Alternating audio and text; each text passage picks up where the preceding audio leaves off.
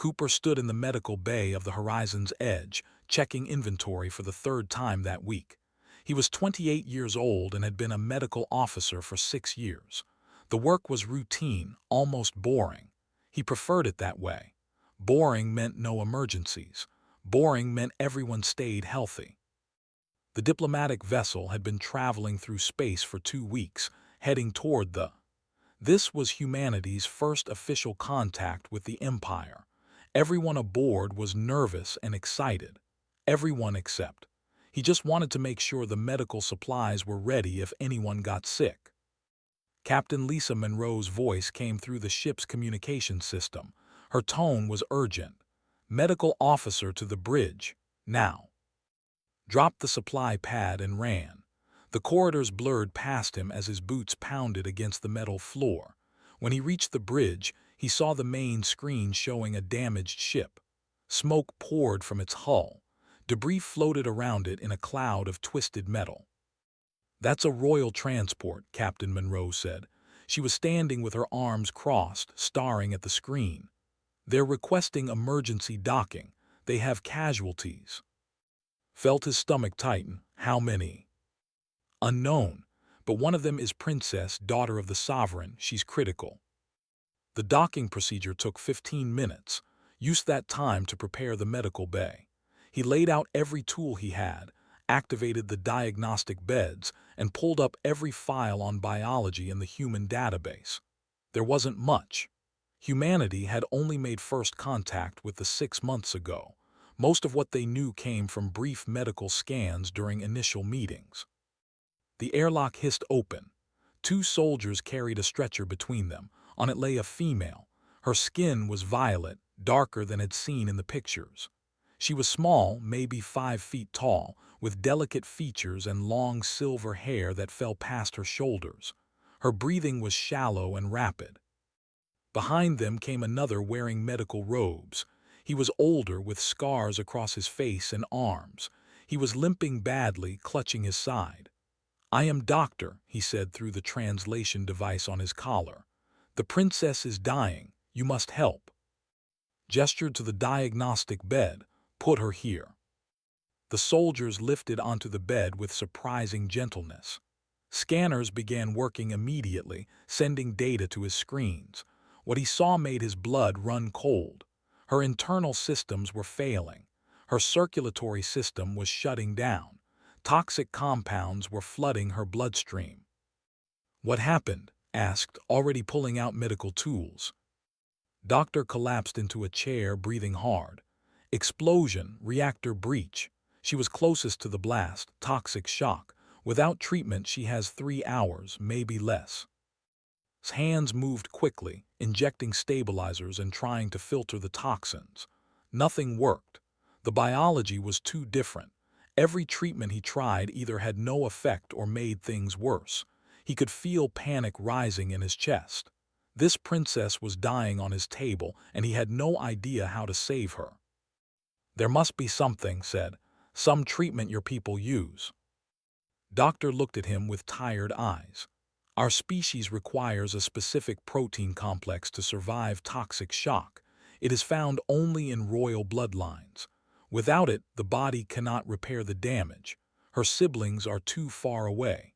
The nearest medical facility is 3 days from here. She will not survive that long." Stared at the monitor showing failing vital signs. "There has to be another way." "There is none," said quietly. "I have served the royal family for 40 years. I have seen this before. Without royal blood, she will die." Turned back to his computer and began running searches through the human medical database. He was looking for anything, any compound or protein that might help. The artificial intelligence in the medical system processed thousands of options in seconds. Then it found something. "Wait," said, leaning closer to the screen. "Human blood. It contains a similar protein structure. Not exact, but close. 73% compatibility." Doctor stood up, wincing in pain. "What are you suggesting?" "A transfusion, my blood for hers." The doctor's eyes widened. "Impossible. That is heresy. Alien blood mixed with royal blood. It has never been done. It goes against every medical principle we have." "She's dying," said. His voice was steady, but his heart was racing. "If we do nothing, she dies for certain. If we try this, maybe she lives." "Or it kills her faster," said. "The incompatibility could trigger immediate organ failure. You could be murdering a member of the royal family." Looked down at Princess. Her skin was turning gray. Her breathing was getting weaker. She was maybe 20 years old, too young to die because of traditions and fear. He tapped his communication badge. "Captain Monroe, I need authorization for an experimental procedure." The captain's voice came back immediately. "What kind of procedure?" "Blood transfusion, mine to the princess." There was silence for a moment. Then Captain Monroe spoke carefully. "Are you sure about this?" "No," he admitted, "but I'm sure about what happens if I don't try." "Then you have my authorization. Do what you think is right." Doctor stepped forward. "I protest this action. If she dies, it will be considered an act of war." "If she dies because I did nothing, what will that be considered?" asked. The doctor had no answer. Prepared the transfusion equipment with steady hands.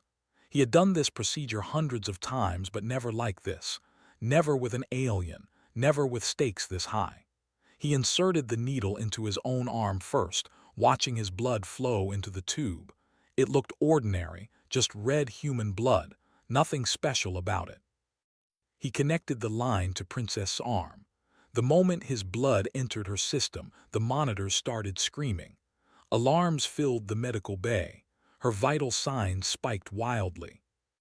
Doctor moved toward the equipment. "Stop this, you are killing her." Held up his hand. "Wait, look at the readings." The alarms began to quiet. His vital signs were stabilizing. The toxic compounds in her blood were decreasing.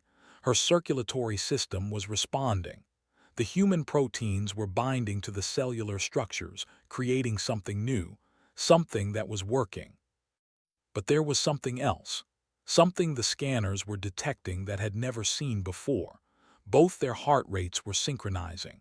Their neural patterns were creating matching waves on the monitors.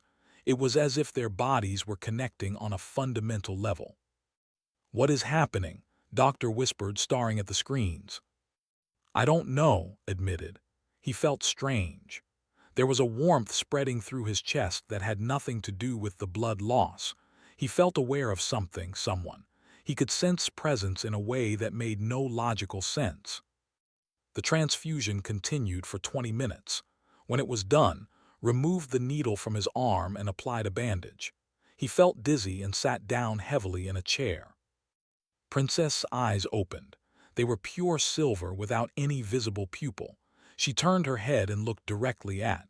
Her lips moved, but no sound came out. Felt something then. It was like a touch inside his mind. Not painful, but present. He could feel her confusion, her fear, and underneath it all, gratitude. "Impossible," Doctor said. He was staring at both of them. "This should not be possible." Captain Monroe's voice came through the communication system. "Report. What's happening down there?"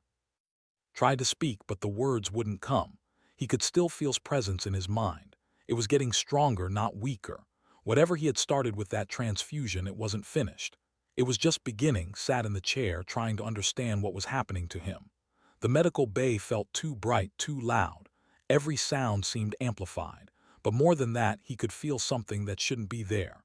A presence at the edge of his awareness, like someone standing just behind him. Princess was sitting up on the diagnostic bed now. Doctor was scanning her with his own medical equipment, muttering in the language. The translation device caught some of it. Words like impossible and forbidden kept repeating. Captain Monroe entered the medical bay with 2 security officers. She looked at the monitors still showing their synchronized vital signs. "Someone want to explain what I'm looking at?" the captain asked. Doctor turned to face her. His expression was a mix of shock and fear. "Your medical officer has created a bond, a biological connection between himself and the princess. This has only been recorded in our history between members of the royal bloodline, never with another species, never with an alien. A bond. Captain Monroe moved closer to the monitors. What does that mean exactly? It means they are connected now, permanently, gestured at the screens. Look at their biosignatures. Their hearts beat in rhythm. Their neural patterns create harmonic waves. They can sense each other's location, their emotional states, perhaps even their thoughts. Tried to stand, but his legs were shaky. He sat back down. I can feel her, he said quietly. Not physically, but I know she's there. I know she's confused and scared. Spoke for the first time. Her voice was soft, musical. The translation device rendered it in English. I feel him too, his exhaustion, his concern, his fear that he has done something wrong. She looked directly at, but you saved my life. I am grateful, even if I do not understand what has happened between us. Captain Monroe pulled out her communication pad. I need to contact Earth Command and the Sovereign. This is beyond anything in our diplomatic protocols. Over the next hour, the medical bay became crowded. Human diplomats arrived. More representatives came through the airlock. Everyone had questions. Everyone had opinions. Some of them looked at with hostility. Others seemed curious. All of them kept their distance from, as if the bond might be contagious. Ambassador Helen Grant was the senior human diplomat aboard. She was a tall woman with gray hair and sharp eyes that missed nothing. She listened to doctor's explanation, then had and undergo more medical scans. The question, Ambassador Grant said, is what we do now. This bond exists whether we like it or not. We need to understand it before we arrive at the official name stepped forward. He was tall and thin, wearing elaborate robes that marked him as high-ranking. The princess must return home immediately. This human has contaminated royal blood. There will be consequences. Contaminated, Captain Monroe's voice was sharp. He saved her life. By violating sacred traditions, replied. The royal bloodline is pure, has been pure for 10,000 years. This bond is an abomination. Stood up from the diagnostic bed. Despite having nearly died, she moved with grace and authority. This man gave his blood to save me when no one else could. I am alive because of his choice. I will not hear him called a violator. Princess, you do not understand the implications, said. You are promised to Commander. This bond may invalidate that arrangement. It may cause political chaos. His head snapped up. She's engaged. Through the bond, he felt a flash of emotion, resignation, sadness, duty. She turned to look at him, and for a moment their eyes met. He understood without words. She had been promised to someone she didn't love. It was political, not personal. That arrangement was made for alliance purposes, said carefully. But yes, I was to marry Commander when I returned home. The bond pulsed between them. Felt her fear, not of the marriage itself, but of losing the first real connection she had ever felt with another being. He was shocked by the depth of loneliness he sensed in her, a princess surrounded by people but truly alone. Ambassador Grant cleared her throat. We need more time to understand this bond before making any decisions. I propose we continue to the as planned. Let their medical experts and ours study this situation together. Then we can determine the best path forward. Looked unhappy but nodded. The sovereign will want to see his daughter immediately upon arrival, and he will want answers about this human. Over the next 3 days of travel and were kept in separate sections of the ship, but the bond didn't care about physical distance. It grew stronger with each passing hour, started experiencing flashes of memories. He saw her childhood in a vast palace, surrounded by servants but no friends. He felt the weight of expectations placed on her from birth. He sensed her hidden dreams of freedom, of choice, of a life beyond duty. And experienced his memories too. She saw his childhood in Colorado, running through forests and climbing mountains.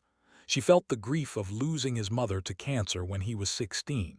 She understood why he became a medic, wanting to save others the way he couldn't save her. She sensed his quiet contentment with a simple life, asking for nothing more than to help people. They began to communicate through the bond, not with words exactly, but with feelings and impressions. It was clumsy at first, but they learned quickly.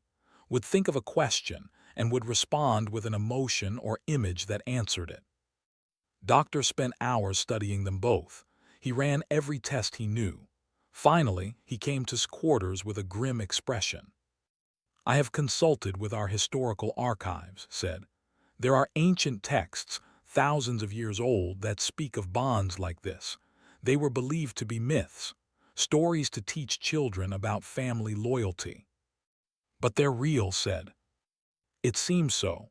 The texts say that such bonds were gifts from the creators, beings who seeded life across the galaxy in ancient times.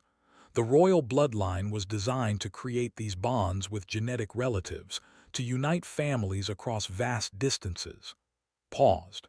"But you are not. You should not be compatible." "Yet I am." "Yes, which suggests something remarkable.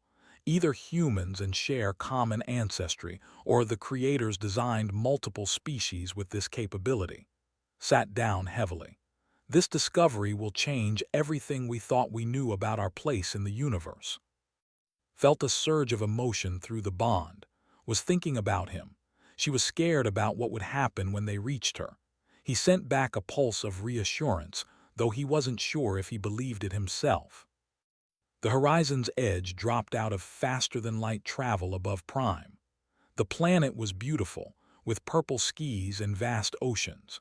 Cities glittered like jewels on the surface, built from some kind of crystalline material that caught the light. Captain Monroe called to the bridge. "We're being escorted down by their royal fleet. The Sovereign wants to see his daughter immediately. You'll be going with her." "Will I be safe?" asked. The captain hesitated.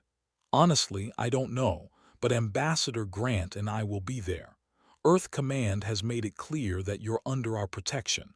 If they want an alliance with humanity, they'll have to accept what happened." Joined in the shuttle bay. It was the first time they had been in the same room since the transfusion. The moment he saw her, the bond flared like fire in his chest. She gasped and put a hand to her heart.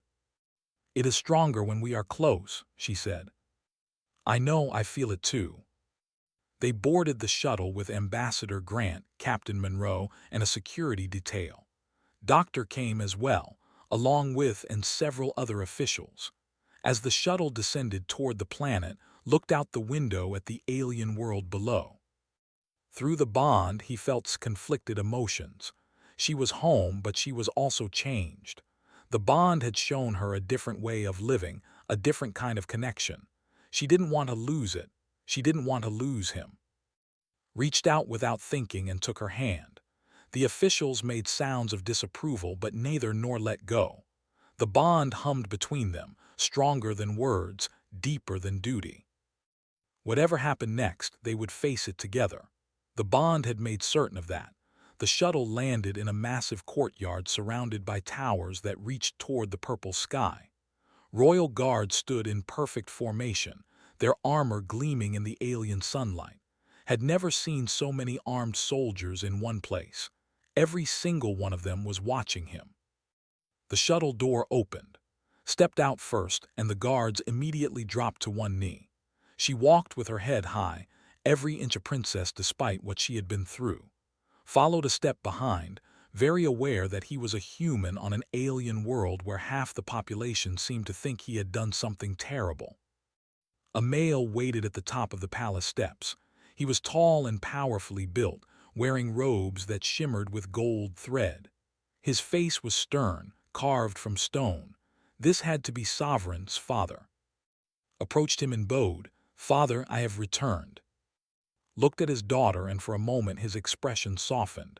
"You are alive. That is what matters." Then his silver eyes shifted to, "And this is the human who saved you." "Yes, father, this is Cooper. He gave his blood when I was dying. Without him, I would not be standing here." Studied for a long moment. Felt like he was being measured, weighed, judged. Through the bond, he sensed nervousness. She was afraid of her father's reaction, not for herself, but for. "Come," said finally, "we have much to discuss." They were led through corridors of polished crystal into a private chamber. Only a few people were allowed inside. Sovereign, Princess, Ambassador Grant, Doctor, and several advisors stood near the back trying to be invisible. "Explain to me exactly what has occurred," said, settling into a large chair that might have been a throne. Doctor stepped forward and gave a clinical explanation of the transfusion, the bond, and what it meant.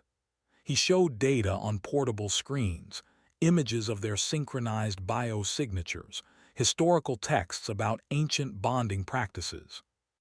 When he finished, one of the advisors spoke up. "This is unprecedented. The princess is bonded to an alien. How can she fulfill her duties to the throne? How can she marry Commander when she is connected to this human?" "Perhaps the marriage should be reconsidered," Ambassador Grant said carefully, "given the circumstances." Another advisor, a female with elaborate facial markings, shook her head. "Impossible. Commander leads the military coalition. The marriage alliance prevents civil war. Without it, the militant factions will challenge the sovereign's authority." Raised a hand for silence. "I must speak with my daughter, alone. The human will remain as well." Everyone else filed out of the chamber, found himself standing across from the sovereign and the bond thrummed between him and the princess, a constant reminder of their connection. Said quietly, "Tell me true, what do you feel through this bond?" Glanced at, then back at her father. "I feel his emotions, his thoughts sometimes, his memories. I know he is honest. I know he did not seek this connection. He only wanted to save my life."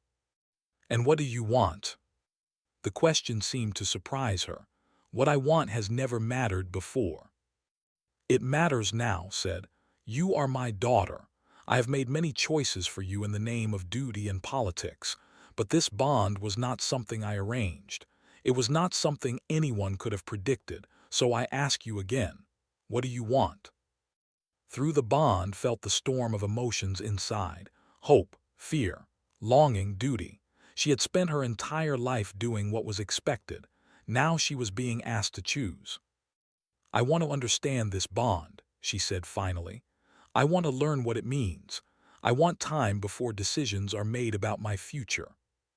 Nodded slowly, he looked at, "And you, human, what do you want?" Hadn't expected to be asked. "I want to make sure the princess is safe. I want to help if I can. Beyond that, I don't know. This is all new to me too." An honest answer, said, "Very well. You will both remain in the palace while our medical experts study this bond. But understand this, Cooper. There are those who see you as a threat. There are those who believe you have contaminated royal blood intentionally. Stay close to your diplomatic team. Do not wander the palace alone." Was given quarters in the human embassy wing of the palace. It was comfortable but clearly designed to keep the human delegation isolated. Ambassador Grant assigned 2 security officers to stay near him at all times. "The sovereign seems reasonable," Grant said, "but not everyone here is. Commander arrived this morning. He's furious about the bond, be careful." Tried to settle into his room, but the bond made it difficult to relax. He could feel somewhere in the palace. She was anxious, meeting with advisors and family members. Every so often, she would send a pulse of emotion through the bond, as if checking that he was still there. Night fell on Prime. The stars were different here, constellations didn't recognize. He stood by the window, looking out at the alien city below, wondering how his life had changed so completely in just a few days. A knock came at his door. One of the security officers opened it carefully. A young stood outside, wearing simple robes. "Message from Princess. She asks to meet you in the inner garden, 3rd level. She says you will know the way through the bond." Focused on the bond and felt a pull in a specific direction. "I'll find it." The security officer looked worried. "Sir, I should come with you." The princess asked for privacy. "I'll be fine." followed the pull of the bond through corridors of crystal and stone.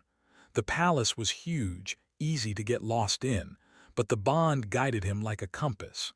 He found the garden on the third level, an open space with plants that glowed softly in the darkness. Was waiting by a fountain. "You came," she said. "Of course, are you all right?" "No," she turned to face him. In the dim light, her violet skin seemed to shimmer. "They want me to denounce you publicly, to say that the bond is a corruption, to proceed with my marriage too and pretend none of this happened." Felt anger surge through him. "What did you tell them?" "I refused. I told them the bond showed me something real, something true, but they are pressuring me, is demanding action. He says the bond is an insult to his honor. He wants you expelled from space or worse." Through the bond, felt her fear, not for herself but for him. She was genuinely worried that he might be hurt because of her. "Maybe I should leave," said, "if my presence is causing problems." "No," stepped closer. "That is exactly what wants. He does not care about honor, he cares about power. If you leave, he wins. He forces me into a marriage that gives him access to the throne. The bond is an excuse to act against you." "Then what do we do?" "We prove that the bond is not a curse. We show them that humans and can work together. My father is open to this, I think, but we need evidence. We need research." Thought about it. Doctor mentioned ancient texts, about the creators who seeded life in the galaxy. If we can prove that humans and share genetic ancestry, maybe the bond won't seem so impossible. "There are scholars in the palace," said. "Some of them are sympathetic. We could ask them to help." They spent the next hour planning in quiet voices. The bond made it easy to communicate. Sometimes they didn't even need words. A feeling, an image, and they understood each other perfectly. When finally returned to his quarters, he felt hopeful for the first time since landing on Prime. But that hope was shattered when he opened his door. His room had been searched, papers were scattered, equipment was moved. Someone had been looking for something. The security officer came in behind him and swore, "I'll report this immediately." Looked around at the mess and felt a chill. Someone wanted him gone. Someone was willing to break into the human embassy to make that happen. Through the bond, felt his alarm. A pulse of concern came back to him, followed by a clear message: "Be careful, has people everywhere." Sent back acknowledgement. He understood now. This wasn't just about tradition or royal blood. This was politics. This was power, and he was caught in the middle of it. The next morning, Ambassador Grant called an emergency meeting. The government is demanding a public hearing. They want to examine the legality of the bond under their law. It's essentially a trial. "A trial for what?" asked. "I didn't break any law." "You broke tradition. To some of them, that's worse. Commander is pushing hard for this. He's convinced a faction of the government that you're a threat." Captain Monroe crossed her arms. "Can they force this?" "They can, and if we refuse, it damages human relations. We have to let this play out." Grant looked at. "Are you willing to face this hearing?" Thought about the bond, about what it meant for both their futures. "Yes, I'll face them."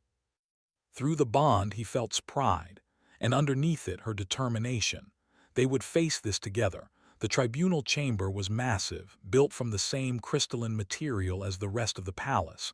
Hundreds of filled the seats, all watching as walked to the center platform. Cameras floated in the air, recording everything. This hearing was being broadcast across space. Commander stood on the opposite platform. He was tall and muscular, his military uniform decorated with medals and honor marks. His eyes locked onto with pure hatred. Through the bond, felt's revulsion. She despised this man she was supposed to marry. Sovereign sat in a high seat, flanked by government officials and military leaders. To his right sat, wearing formal robes that marked her royal status. She kept her face neutral but felt her anxiety through the bond. A judge stepped forward. This tribunal will examine the incident involving Princess and the human Cooper. Commander has brought charges of blood contamination and violation of royal sanctity. How do you answer these charges, human? Stood straight. Ambassador Grant had advised him to be respectful but honest. I answer that I saved a life. Princess was dying. I had one option that might help her. I took it. If that violates your traditions, I apologize, but I don't regret keeping her alive. Murmurs spread through the chamber. Some seemed approving, others sounded angry. Stepped forward. The human admits his crime. He contaminated royal blood with alien genetic material. This bond he created is an abomination against 10,000 years of tradition. The princess is now tainted. She cannot fulfill her duties. She cannot marry. She cannot produce pure royal heirs. The princess is alive, said. Isn't that worth something? Not at the cost of everything we hold sacred. Turned to address the crowd. This human came to our world and destroyed the purity of our royal line. Whether intentional or not, the damage is done. He must be expelled. The bond must be broken, whatever the cost. The judge looked at Doctor. Can the bond be broken? Stood slowly. He looked tired, like he had been working without sleep. Theoretically, yes, but the process would be dangerous. Both the princess and the human would suffer greatly. There is a risk of permanent neural damage. There is a risk of death. But it is possible, insisted. Possible and wise are different things, replied. The bond is stable now. Breaking it might harm the princess more than leaving it intact.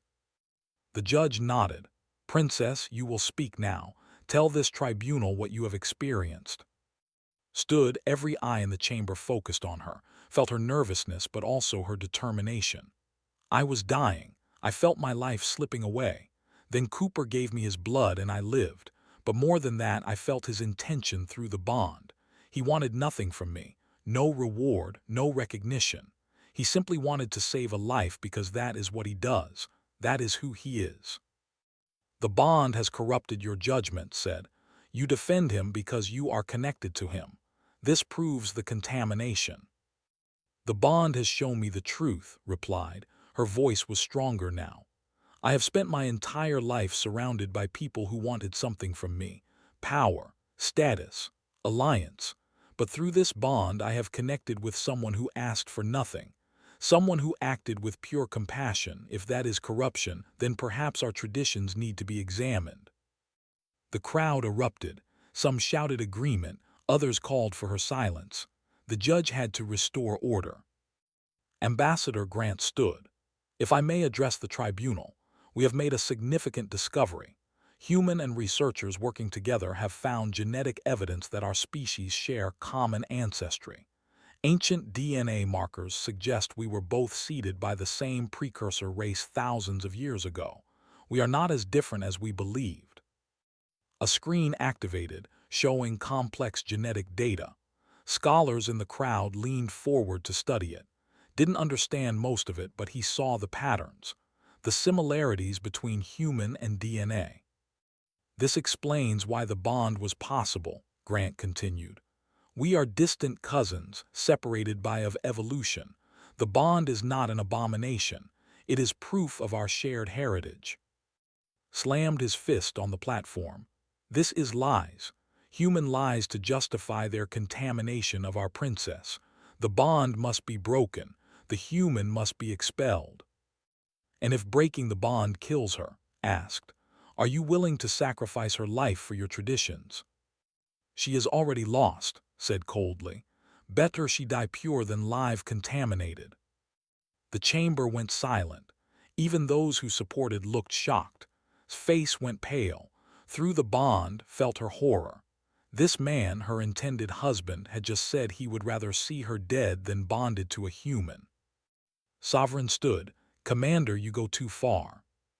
I speak truth, Sovereign. The alliance requires a pure royal marriage. This human has made that impossible. Remove him or the military coalition withdraws its support. You will face civil war. The threat was clear. was using this situation to pressure the sovereign. It wasn't about tradition at all. It was about power. Felt something through the bond, a warning from danger. He looked around the chamber and noticed several moving closer to the platforms. Their postures were wrong. Their hands were near weapons. Ambassador Grant said quietly, "Something's wrong." Grant saw it too. She motioned to the human security team. Captain Monroe was already reaching for her communicator. Then everything happened at once. Armed militants opened fire. Energy blasts tore through the chamber. Screaming filled the air. The crowd scattered in panic, dove behind the platform as weapons fire exploded where he had been standing. Royal guards surrounded her immediately, moving her toward an exit. But she was fighting them, trying to reach through the bond. He felt her desperation, her need to make sure he was safe. Captain Monroe and the human security team returned fire. Ambassador Grant was dragged to cover. Sovereign's guards were engaged with the attackers. Realized what was happening. This was plan. Create chaos. Blame it on humans. Use it as justification to seize power. The hearing was never about justice. It was about creating an opportunity. He saw a wounded civilian, an elderly female who had been struck by weapons fire. Without thinking, ran toward her. Energy blasts scorched the floor around him. He reached her and started applying pressure to her wound. "Human," she gasped, "save yourself." "I'm a medic, this is what I do." More wounded were crying out for help. Moved between them, trying to stabilize injuries, calling out for anyone with medical training. Some hesitated, then joined him. Together they worked to save the wounded while the battle raged around them. Through the bond, he felt break free from her guards. She ran across the chamber toward him. Energy blasts came close but missed. She dropped to her knees beside him and started helping with the wounded. "You should be in safety," said. "So should you." Their eyes met. The bond flared between them like fire. For a moment they were completely in sync. Both their hands moved to help the same wounded. Both acted with the same purpose. Save lives, protect the innocent. The royal guards finally secured the chamber. The attackers were either captured or killed. Was being held by the sovereign's personal guards. His face was twisted with rage. His plan had failed. Sovereign surveyed the chamber. Dead and wounded lay everywhere. The beautiful crystal walls were scorched and cracked. Then he looked at and still working together to help the wounded. "Enough," said, his voice carried across the chamber. "I have seen enough." Everyone stopped. Even the wounded fell silent. "Commander, you are arrested for treason. You orchestrated this attack to seize power. You were willing to kill innocents to achieve your goals. You do not deserve to lead our military." Struggled against the guards. "You are weak. The alliance will fall without me." "Then it falls. I will not buy peace with murder." Looked at and, "Come here, both of you." They stood and walked to the sovereign. Their hands were covered in blood, both and their own from small injuries, but they stood together. "My people have witnessed something today," said. "They saw a human risk his life to save civilians. They saw my daughter choose to help the wounded rather than seek safety. They saw the bond between you not as contamination, but as cooperation, as unity." He turned to address everyone in the chamber and all those watching the broadcast. "The tribunal is ended. I declare that the bond between Princess and Cooper is legitimate and sacred. It was formed through sacrifice and compassion. It represents the best of both our species. Anyone who challenges this bond challenges me." The chamber erupted in noise again. But this time it was different. This time there was hope mixed with the shock. The weeks following the attack were a blur of activity. Commander and his followers were imprisoned. The military coalition he led fell apart as other commanders distanced themselves from his attempted coup. Some of them even apologized publicly for supporting his extremist views. Spent his days working with medical teams.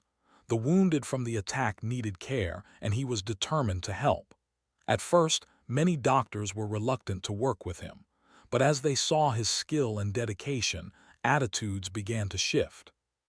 Doctor became his closest ally. The old doctor seemed energized by the opportunity to study the bond and learn human medical techniques. "Your species has much to teach us," said one day. "Your medicine focuses on saving individuals at any cost. We have become too focused on following protocols. Sometimes protocols need to be broken." Visited the medical center every day. Officially, she was there to check on wounded civilians and show royal support. Unofficially, she came to be near. The bond was strongest when they were close, and after the violence of the tribunal, they both needed that connection. They worked side by side, saving lives together. The people watched through news broadcasts. They saw their princess not as a distant royal figure, but as someone who cared about them. They saw the human not as a contaminator, but as a healer. Public opinion shifted dramatically. Surveys showed that most now supported the bond. They saw it as a symbol of cooperation between species. Some even called it a gift from the ancient creators. 6 months after the tribunal, Sovereign called into his private chambers. Ambassador Grant and Captain Monroe were there as well, along with several officials. "We are here to discuss the future," said. "The bond between you is permanent. The question is what role you will play in our society." "I am willing to continue medical work," said. "I can help train doctors in human techniques, maybe help establish exchange programs." "A noble goal," replied, "but I think you can do more, both of you." He looked at his daughter. "You have changed since the bond formed. You are more confident, more decisive. The people love you." Bowed her head. "I only did what was necessary, father." "You did what was right. That is different." Pulled up a holographic display showing the empire and surrounding space. "There are dozens of species in this region. Some we have contact with, others we ignore. For too long we have isolated ourselves, believing our traditions made us superior. But humans have shown us something different. You have shown us that connection across species is possible, beneficial even." Ambassador Grant leaned forward. "What are you proposing, Sovereign?" "A new role for my daughter and her bonded partner. Ambassadors for both our peoples. Bridge builders between humans and potentially other species as well. You would travel, make contact, study cultures. Find others who might benefit from the knowledge we have gained." And looked at each other.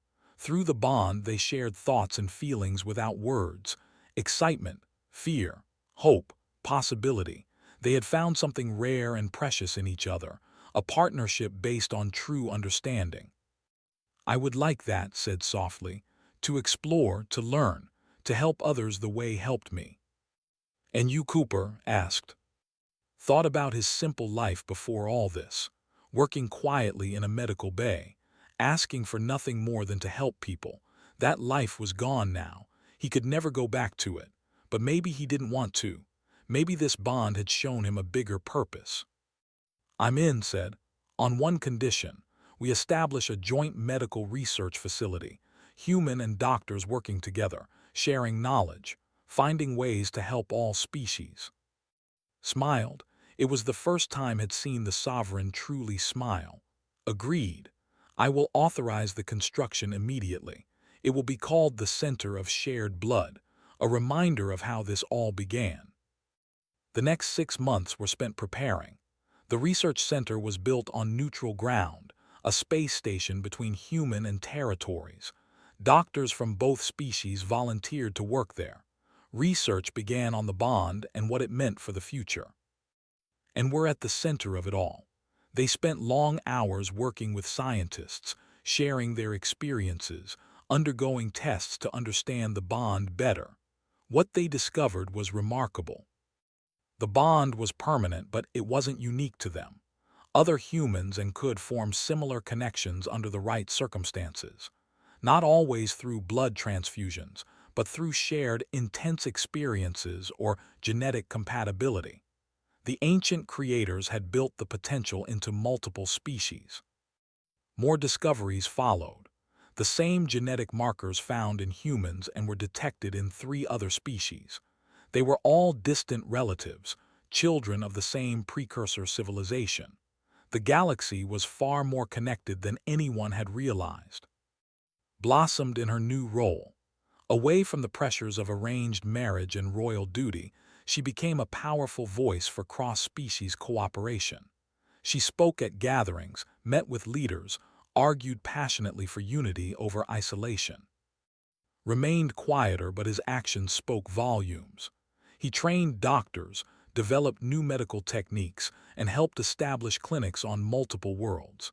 Everywhere he went, he saved lives without asking about species or politics. The bond between them deepened with time. They learned to communicate across vast distances. When was on one world and on another, they could still sense each other's presence. It was comforting, knowing they were never truly alone. 1 year after the tribunal, they returned to Prime for a ceremony. The Center of Shared Blood was officially opening its main campus. Hundreds of doctors and researchers had gathered, human, and representatives from newly contacted species. Sovereign spoke to the assembled crowd. 1 year ago, my daughter nearly died. A human gave his blood to save her. That act of compassion created a bond that has changed our world. Today, we celebrate not just survival but transformation. We are no longer isolated species. We are family, rediscovering our shared heritage. The crowd applauded, stood beside on the platform, uncomfortable with the attention. Through the bond, he felt her amusement at his discomfort and her pride in what they had accomplished together. After the ceremony, they stood on a balcony overlooking the capital. The purple sky was fading to deep violet as the sun set. His hand found, and the bond hummed between them. "Do you ever regret it?" asked, "giving your blood that day?" Thought about it. His life had been turned upside down. He had been threatened, attacked, put on trial, and thrust into a role he never wanted. But he had also saved a life, found a partnership deeper than anything he imagined possible, helped bring 2 species together. "No," he said honestly, "I don't regret it, do you?" "Never," squeezed his hand. "You saved my life twice, once with your blood, once by showing me that connection matters more than tradition." They stood in comfortable silence, watching the alien sun disappear below the horizon. Through the bond, they shared thoughts about the future. New worlds to visit, new species to meet, new lives to save together. "Where do we go next?" asked. Pulled up a holographic display. It showed a dozen nearby systems. "Take your pick.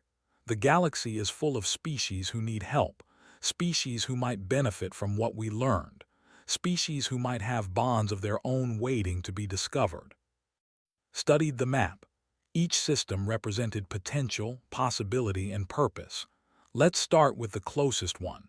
There's a species they're having medical problems according to the reports. Maybe we can help." "Together," said. "Always together," agreed. The bond pulsed between them, stronger than ever. What had begun as an act of desperation in a medical bay had become something far greater, a connection that bridged species, a partnership that changed the galaxy, a reminder that sometimes the most important choice anyone can make is simply to help someone in need, regardless of the consequences. As darkness fell over Prime and made plans for their next journey, the Center of Shared Blood would continue its work without them. Other doctors and researchers would carry on the mission, but there was still so much to discover, so many lives to save, so many species to bring together. The bond had given them both a new destiny, not the destiny of duty or tradition, but the destiny of choice. They chose to explore. They chose to help. They chose to prove that connection across species was not just possible, but essential. One human had given his blood to save an alien princess. In doing so, he had changed her destiny forever. But she had changed his too. Together, they would change the galaxy. The stars above Prime shone bright. Somewhere among them were new worlds waiting, new species ready for contact, new bonds waiting to form, and would find them all. Because that was who they had become, not just a princess and a medic, not just human but partners in the truest sense, connected by blood, united by choice, bonded by compassion. And their story was just beginning.